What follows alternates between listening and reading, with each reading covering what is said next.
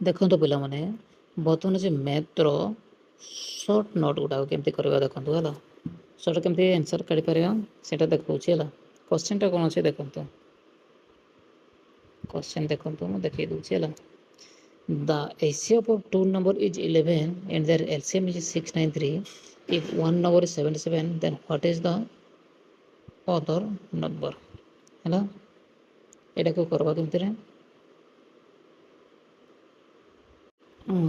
ଦେଖନ୍ତୁ, ଏଇଟାକୁ କରିବା କେମିତି ଦେଖ ମୁଁ କହିଦେଉଛି ହେଲା। କୋଶ୍ଚିନ୍ଟା ଜାଣିପାରିଲେ ଏଇଟା କେମିତି ଅଛି ହେଲା। ତା ସୂତ୍ର ଗୋଟେ ଅଛି ଦେଖନ୍ତୁ, HCF ହେଲା।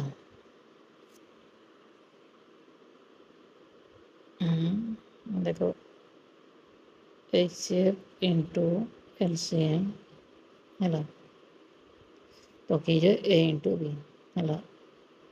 A इंटू B ହେବ ହେଲା। ତ A କେତେ ଅଛି ଆମେ ଜାଣିଛେ।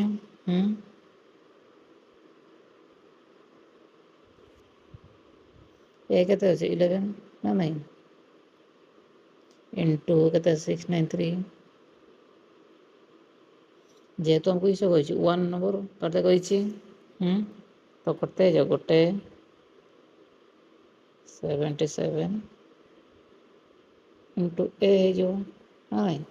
ତ A ସମାନ କେତେ ହେଇଯିବ, ତାହେଲେ ଲେଖିବ A ସମାନ ଏଇଟା ହେଇଯିବ 11 इंटू 693 बाय 77 ହେଲା। ଏଇଟା କେତେ 11 ଶତାଂ 77, ଏଇଟା କେତେ ହେଇଯିବ 7 ଏଇଟା କାଟ 7 9 63, ଏଇଟା ବି 7 9 63, ତ କେତେ 99 ହେଇଯିବ ହେଲା।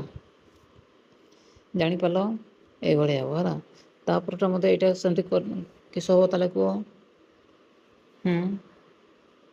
ଦେଖ, the HCF to two number is 16 and their product is 16, then what is the LCM? ତ କ'ଣ ହେବ, ଏଇଟା ବି ସେ ସୂତ୍ର ପକାଇବ ନା ନାଇଁ। HCF ଦେଇଦେଲା ଆଉ ପ୍ରଡ଼କ୍ଟ ମାନେ ABଟା ଦେଇଦେଇଛି, LCM କାଢ଼ିଦେବ। ତ LCM ସମାନ କହିଛି 16 ବାଇ 16 ହେଇଯିବ